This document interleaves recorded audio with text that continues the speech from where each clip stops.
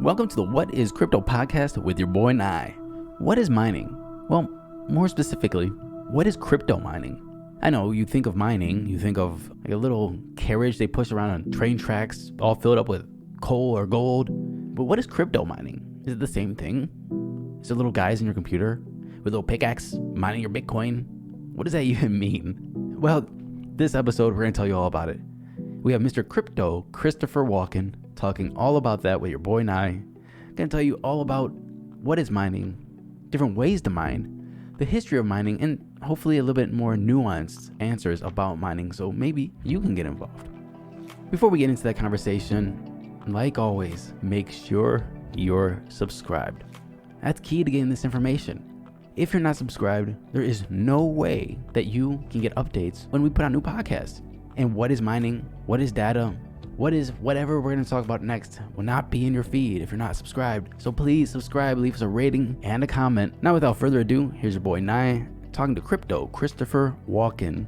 What is mining? We'll see you after the show. All right, my man, glad to have you on the show today. Can you just share with us your full name and title?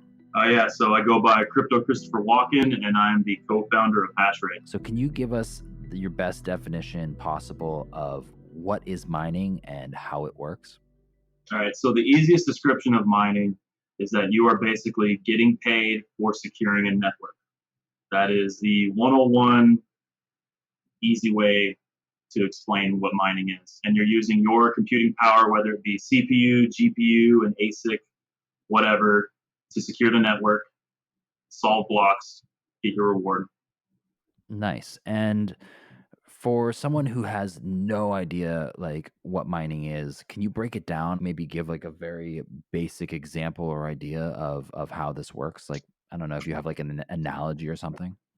Well, so the easiest way to explain it, because everybody talks about blocks, but I don't think a lot of people understand what a block actually is. So a block is just a block of transactions, right? So let's say you're sending Bitcoin from your wallet, right? A lot of people just think it just goes to the blockchain, but it's actually being put into a block, right? And then once that block is full, then we'll just talk Bitcoin, right? You have a bunch of ASICs, and the ASICs are pointing hash power at it, which is basically, solving a mathematical equation. And it's just going at it. And then once that mathematical equation is solved, then the block is solved. Then those transactions leave the block, right? So that Bitcoin that you sent to your buddy, it goes to him. And then anybody that's mining gets a portion of that block reward. Cool. So each block is made up of pretty much transactions, aka the sending / receiving of Bitcoin. Am I following you correctly there? Yes. Cool. And what's the difference between, let's say, CPU, GPU, and ASIC mining? Yeah, so currently they still all hold their place. I mean, if you go back to the beginning of Bitcoin, right? Like Bitcoin was CPU mineable. This was back in, 2009. You could have used your laptop, some crappy computer. Like I had a friend that had like 12 HP desktops that he, took from a school and was mining Bitcoin on them, right? And you fast forward a couple of years, like 2011, they released their very first GPU miner for Bitcoin, and people were able to mine Bitcoin using their GPUs, which also kind of made CPU mining obsolete. Then you fast forward to around 2013, 2014, a couple of companies, Dragon Mint, Bitmain, stuff like that, they released their first ASICs. An ASIC is an application-specific integrated circuit. So basically it has one job, and that one job is to mine one algorithm. So of course for Bitcoin, it's SHA-256. So the ASICs only mine that algorithm. So with the fact that you have so many ASICs now, you cannot mine Bitcoin with a GPU or a CPU because there's so much hash rate coming from the ASICs that the difficulty is just too high. Can you give a good definition of hash rate for people that might not know what that means? Yeah, so hash rate is the number of hashes per second that a specific thing uses, like we talked about CPU, GPU, ASIC. So we can go off of GPUs. I think most people use GPUs. So if you look at Ethereum, your normal like RX 580 will get you 33 millihashes per second. So every second it is giving that amount of hash rate. It's using the memory of the card to get that hash rate. And that hash rate is what's basically pointing at the block and trying to solve that block. So that is what hash rate is. So you're pretty much saying that the CPUs and GPUs are completely irrelevant, mostly because the ASIC are faster at computing and solving the mathematical equations that is the basis of mining? Well, when it comes to Bitcoin, yes. I mean, there are plenty of other coins that are still CPU and GPU mineable. I mean, there's actually a newer algorithm that came out for CPUs called RandomX, and there's actually a lot of coins that are going to it. And there's also word that Monero, which has been one of the biggest GPU mining algorithms there is going to be going to RandomX, which means it'll make it a CPU mineable coin again. Interesting. And the process of setting this up, how does this work? Do people have these at home? Do they have them in large warehouses? What's the best way to work with the process of mining in general? Yeah, so you still have your home miners, and most of your home miners are the GPU guys. I mean, I have GPU miners in my house still. It's all dependent on how much your house can hold power wise before you start tripping breakers. But you can set them up at home. Your warehouses, a lot of them, they're still GPU mines. I mean, there's GPU mines out there that have thousands of GPUs. But at large scale, warehouses most of the time are going to be ASICs. And it's mostly because they're easier to manage on a whole. You just turn an ASIC on and put in your address and point at the algorithm and go. GPUs take a little bit more work to set up. Nice. And talk to us a little bit about the energy consumption of the mining process. We got a couple guests coming on who believe that the whole mining process is completely wasteful and destructive to the environment, our planet, etc., and negates the positive aspects of Bitcoin. What's your opinion on that? Yeah, so this is one of my favorite topics. So I think one thing that people don't realize is that there is a lot of extra energy out there. So Bitcoin and other cryptocurrencies aren't really wasting. The other thing is that most miners at large scale are on hydro or some sort of other renewable energy. And a lot of these companies, they have a lot of extra energy and they're actually trying to sell power. So they can sell power to these mining farms and they're actually using energy from the energy, producers because if they don't use that energy, then that energy would actually be going to waste that they're producing. That's very interesting. I guess mining, it's kind of one could argue this, but it's kind of a novelty if you're not someone who's like really, really, really into it. Do you really think that mining is the way that we're going to pretty much utilize these cryptocurrencies of the future? Or do you think that proof of stake is going to play a massive role and maybe even a bigger role than proof of work in the future? I mean, one day I think proof of stake could pan out. It'll never hold the same candle as proof of work. I mean, proof of work is the basis of crypto itself. I mean, it's Bitcoin. Bitcoin's never going to go proof of stake. And at the same time, there are so many farms that are being set up right now.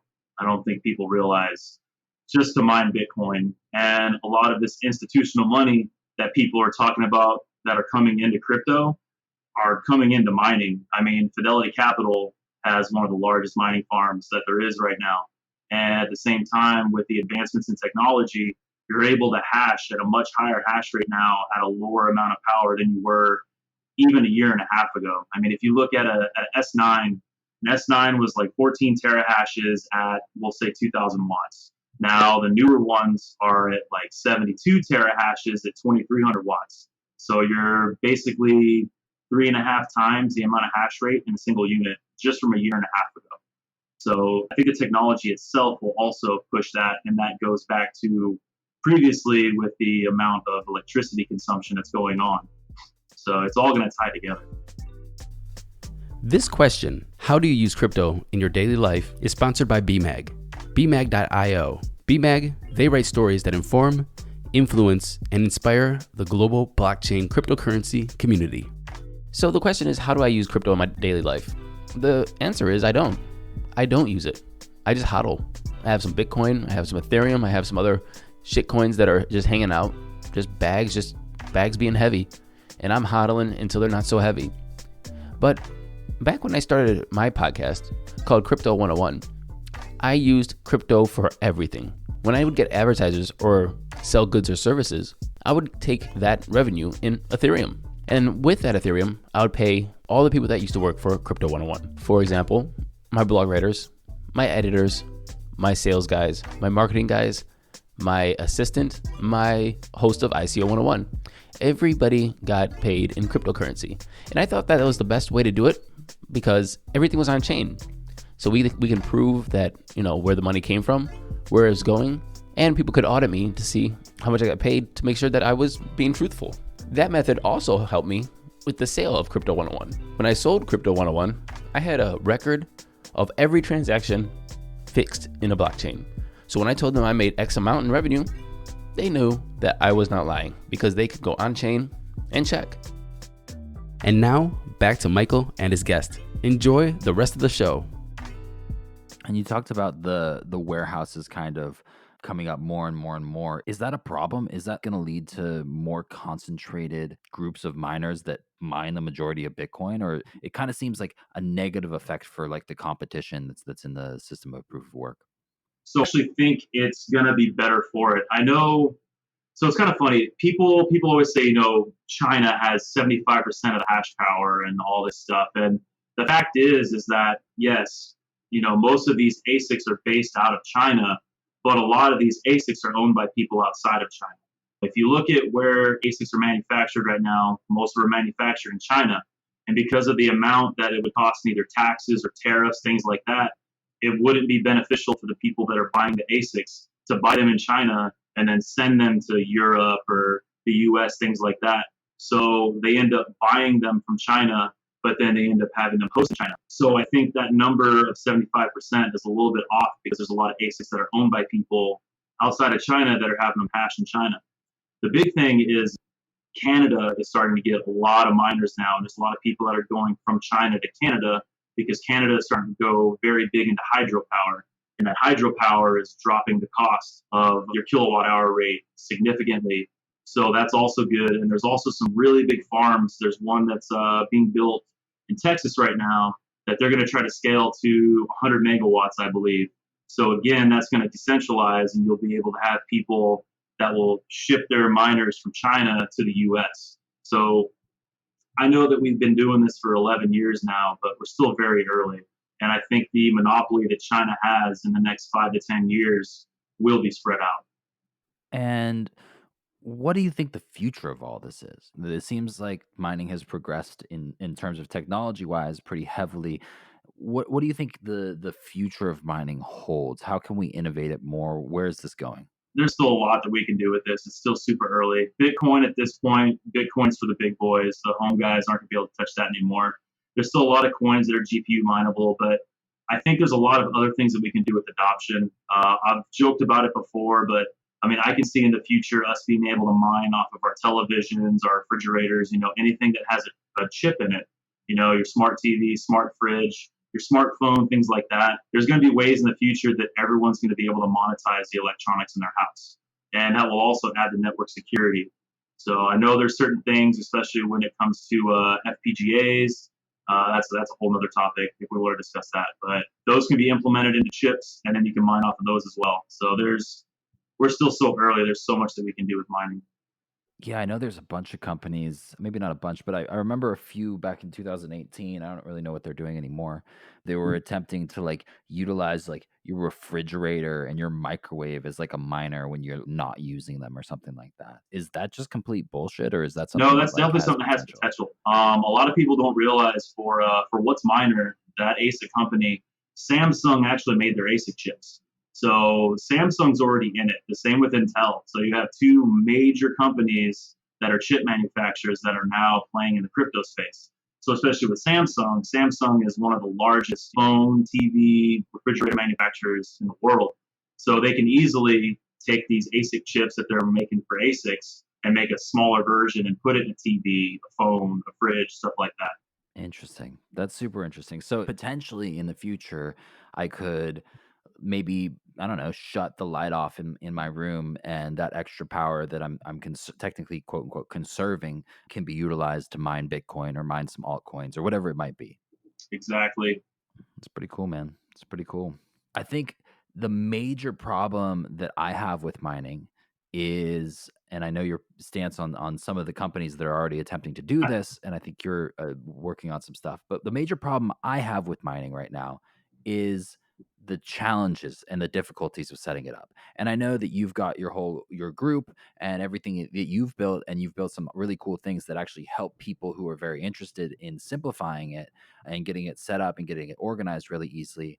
But for example, for me, I'm not crazy interested in mining. It's just not something that I'm like, oh, wow, that's like, I'm inspired by that and I want to get into that immediately. But I think the UX and the UI process of mining needs to be simpler and easier. There are some companies attempting to do this. I know, I know you've got some very strong opinions on some of them. We don't need to go in and name any names, but what's your opinion on that? Do you think that the UI UX is going to become simplified in the future, and the way people interact with miners are going to be, I don't know, as simple as opening up a MacBook and being able to use it instantly? Yeah, I definitely do. I mean, that's one of the big things that we're working on with Hashrate OS. The UI UX side still isn't going to solve the issue of building these things. I mean, I'm with you, especially going through my group. I've had some very big challenges that have taken almost my entire community to get people through and build these mining rigs. So that's definitely something that needs to be looked at. But on the UI UX side, yes, definitely. I'm not going to keep fully just chilling myself, but there's other mining programs out there that are the same way, where you can just kind of set them up and click and go. They're not as intuitive. There's only a few things that you can mine, but definitely with us, we're pushing for ease of use. That is one thing that's been one of the biggest complaints with mining, especially the past 2 years or so that I've been on the social side of all this and trying to help people. That's been the biggest complaint, is that people will get through building their rig, but then they'll set up the OS and it's not intuitive, and overclocking and trying to shift algorithms and all this stuff is just too difficult, and they end up mining just something that they can get working, and then they're not as profitable, and then they give up. So that's the biggest thing that we're trying to fix. Yeah, and I think that leads into kind of the final question I actually have for you here on mining in general.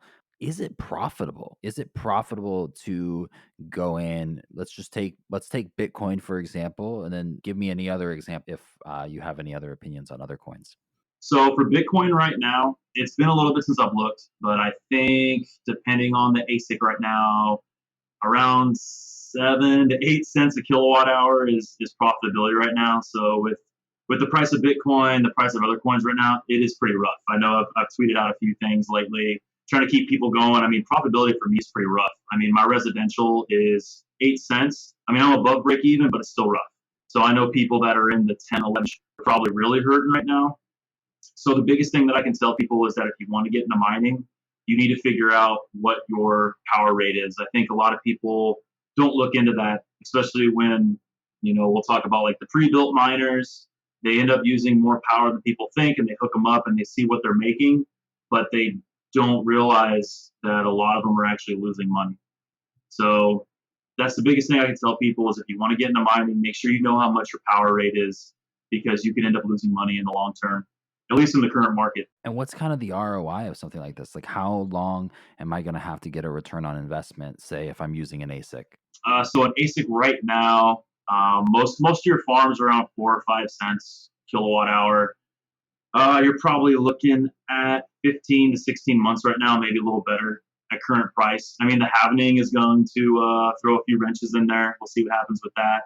But that's your basic ASIC. I mean, GPUs right now, I'm not going to lie, it's pretty bad. You're probably looking at, I mean, depending on if you bought new or used, 2 years plus right now. But at the same time, I mean, it's still not a bad investment. I mean, there's a lot of things in the world like, you invest $1,000. How often do you get that $1,000 back within 2 years? So there's give and take to it. There's a lot of patience. I mean, if there's one thing that you have to have with mining, it's a lot of patience. Hell yeah, bro. Well, I appreciate you coming on and chatting to us a little bit about mining. I love it, man.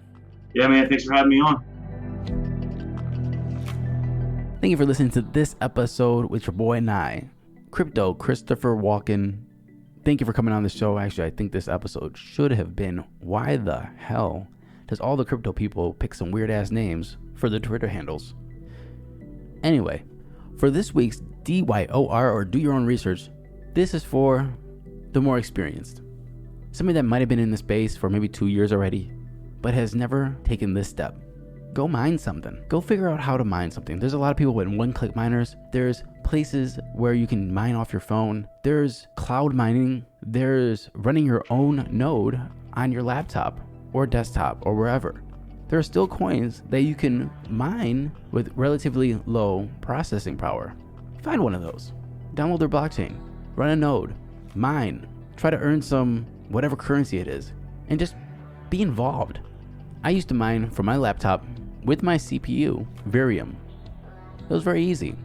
I got their wallet, I clicked start, and I watched it do its things.